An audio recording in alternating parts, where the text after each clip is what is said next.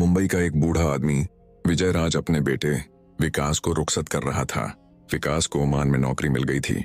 वापसी पर विकास ने अपनी खूबसूरत बीवी नताशा को अपने बाप के हवाले कर दिया। विजय राज का चेहरा खुशी से चमक रहा था। विकास ने बीवी का हाथ पकड़कर कहा, बाबा, नताशा का ख्याल रखना, वो बहुत संवेदनशील है। विजय राज ने मुस्कुराते हुए जवाब दिया, बेटा फिक्र मत करो, मैं नताशा को अपनी बेटी की तरह प्यार करूंगा। विकास ने नताशा को गले लगाया और एयरपोर्ट की तरफ रवाना हो गया। किस लिए रो रही हो? तुम्हारा बेटा जब से गया है मेरा दिल भी नहीं लगता। तुम इतनी परेशान मत हो, मैं हूं ना तुम्हारे साथ। मैं भी तो अकेला हूं। तुम अपने कमरे में होते हो, मैं अपने कमरे में अकेली रहती हूँ। तुम परेशान मत हो, आज के बाद हम दोनों एक ही कमरे में सो जाएंगे। हम दोनों एक कमरे में तो सो जाएंगे, लेकिन तुम तो कुछ भी नहीं कर सकते। मेरी प्यारी बहू, तुम जब मेरे पास रहोगी तुम अपने शौहर को भी भूल जाओगी। अगर इस तरह तुम मेरी मदद करोगे तो मैं तुम्हारे पास रहती हूँ। अभी इस तरह बातों से टाइम जाया मत करो, जल्दी से मेरे पास आ जाओ। रात तुमने ऐसा क्या खाया था जो इतनी देर लगा दी? इतना टाइम तो नौजवान भी नहीं लगाते। रात थोड़ी मेरी तबीयत ठीक नहीं थी, आज रात तुम देखना। नताशा अपने ससुर को चाय पेश कर रही थी तो विजय राज ने कहा, बहू, यहाँ आकर मेरे पास बैठो, मुझे तुमसे कुछ कहना है। वो बोले, बता तो नहीं क्यों, लेकिन मैं इन दिनों बहुत तन्हा महसूस कर रहा हूँ। मैं चाहता हूँ कि कोई मेरे साथ रहे, मेरी तन्हाई दूर करे और मुझे खुश रखे। मेरा ख्याल है कि मुझे दोबारा शादी कर लेनी चाहिए। नताशा ने धीरे से कहा, पापा, अब क्या बात कर रहे हैं आप? मैं तो यहीं आपका ख्याल रखने और आपको खुश रखने के लिए हूँ। आप जो कहेंगे मैं वही करूंगी।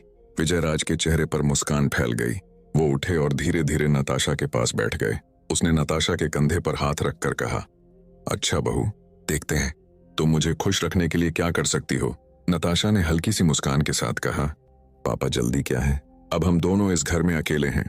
मैं आपको रात को एक खास तोहफा दूंगी। यह कहकर वो चाय का बर्तन उठाकर किचन में चली गई। विजय राज उसकी पीठ को देखकर मुस्कुरा रहा था। अब वो अक्सर छुप छुप कर नताशा की तरफ देखने लगा। जब वो झाड़ू देती, कपड़े धोती या घर का काम करती तो वो कहता, बहू दुपट्टा उठा लो, काम करने में आसानी होगी। विजय राज की नजरें शिकारी की तरह उस पर जमी रहती थीं। एक रात वो धीरे धीरे अपने कमरे से निकला और नताशा के कमरे की तरफ बढ़ा। नताशा आईने के सामने खड़ी थी। उसका दुपट्टा धीरे धीरे कंधे से फिसल रहा था। अचानक कदमों की आवाज सुनकर नताशा चौंक गई। घबराते हुए पीछे मुड़ी और बोली, पापा क्या हुआ? आपको किसी चीज की जरूरत है? विजय राज आगे बढ़ा, लेकिन अचानक उसका पांव फिसल गया, या शायद उसने जानबूझकर गिरने का बहाना बनाया। वो सीधा नताशा की बाहों में गिरा और दोनों बेड पर गिर गए। नताशा का दिल तेजी से धड़कने लगा। वो घबरा कर उठी, कपड़ा ठीक करते हुए बोली, पापा, ये फान उठ रहा था। वो जल्दी से बोली, पापा आप अपने कमरे में जाइए, मैं दवाई लेकर आती हूँ। और वो तेजी से कमरे से निकल गई। शाम को जब नताशा अपने शौहर विकास से वीडियो कॉल पर बात कर रही थी तो उसकी आवाज में वही पुराना प्यार और नरमी थी। वो अपनी बातों से विकास को हंसाती, कभी नए कपड़े पहनती, कभी वीडियो बनाकर भेजती, हंसते हुए उसे चूमती और दिल की बातें करती। लेकिन उसे क्या मालूम कि विजय राज खिड़की के पीछे से ये सब देख रहा था। उसकी आंखों में हवस की आग भड़क रही थी और चेहरा गुस्से और जलन से लाल हो रहा था। वो खामोशी से वहां से हट गया। अगले दिन नताशा अपने कमरे में मोबाइल पर मशगूल थी कि अचानक बाहर से किसी औरत की हंसी की आवाज आई। वो हैरान हुई और फौरन बाहर निकली। विजय राज सामने एक खातून से हंसते हुए बातें कर रहा था।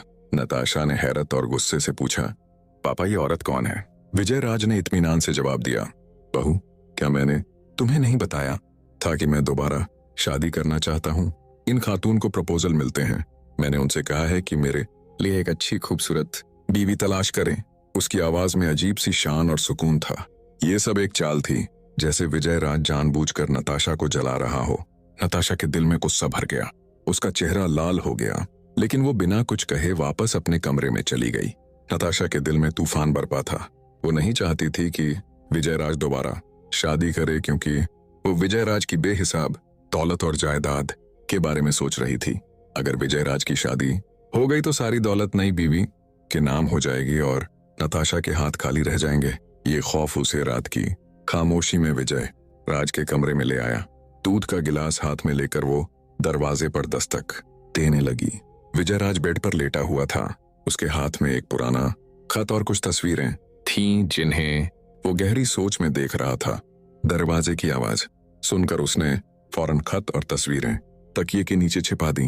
नताशा धीरे से अंदर आई। उसकी आवाज में अजीब सी नरमी थी। पापा, आप थक गए होंगे, क्या मैं आपके सिर की मालिश कर दूं? विजयराज ने खामोशी से सर हिलाया। नताशा ने जानबूझकर अपना स्कार्फ फर्श पर गिरा दिया और मालिश करते करते धीरे धीरे अपना सिर विजयराज के सीने पर रख दिया। विजयराज के जिस्म में हल्की सी कंपी थी। उसने घबरा कर कहा, बहू, ये क्या कर रही हो? नताशा ने मीठी आवाज में कहा, पापा, मैं बस आपके दिल को तसल्ली दे रही हूँ। मैं आपको खुश कर रही हूँ। फिक्र न करो, जब तक मैं यहाँ हूँ आपको दूसरी शादी की जरूरत नहीं पड़ेगी। विजयराज की आंखों में अजीब सी चमक आ गई। उसने नताशा को बाहों में खींचकर धीमी आवाज में कहा, बहू, अगर तुम मेरी ख्वाहिश पूरी करती रहो तो मैं तुम्हें सब कुछ दे दूंगा, मेरा माल, मेरी जायदाद। रात गहरी हो चुकी थी। विजयराज धीरे से उठा। उसके कदम खामोशी में हल्का सा शोर कर रहे थे। वो सीधा नताशा के कमरे में गया और तलाश करने लगा। उसकी आंखें हर कोने में तेजी से घूम रही थीं, जैसे वो किसी गहरे राज की तलाश में हो। आखिरकार उसकी नजर अलमारी पर पड़ी, जहां फूलों का एक छोटा सा गुलदस्ता रखा था। विजयराज ने उसे उठाया, हाथ में घुमाया और उसके चेहरे पर खौफनाक रहस्यमयी मुस्कान फैल गई। वो वापस बेड पर लेट गया, जैसे उसे कोई बहुत बड़ा राज मिल गया हो। सारा दिन नताशा विजय राज को हंसाने की कोशिश करती रही। कभी वो उसका हाथ खींचती, कभी उसकी गोद में बैठ जाती, कभी गले में बाजू डालकर मुस्कुराकर बातें करती। लेकिन अब विजयराज कुछ अजीब सा बर्ताव कर रहा था। उसकी नजरें नताशा से मिलती तो फौरन मुंह फेर लेता, जैसे उसके दिमाग में कोई नया प्लान हो। नताशा उसकी ठंडी बेपरवाही में उलझ गई, मगर उसने अपनी चालाकी जारी रखी। अगली रात नताशा के कमरे से दर्दनाक सिसकियों की आवाज आई। आवाजें इतनी दर्दनाक थीं कि विजय राज, जो अपने कमरे में लेटा था, ये सुनकर नताशा के कमरे की तरफ दौड़ा। उसने दरवाजा खोला और घबराई आवाज में कहा, बहू, क्या हुआ? क्यों रो रही हो? सब ठीक है? उसकी आवाज में फिक्र थी, जैसे उसे पहले से अंदाजा हो कि कोई मामूली बात नहीं। नताशा बेड पर बैठी थी। उसका चेहरा आंसुओं से भीगा हुआ था। उसकी सिसकियां और तेज हो गईं। उसने रोते हुए कहा, पापा, आपने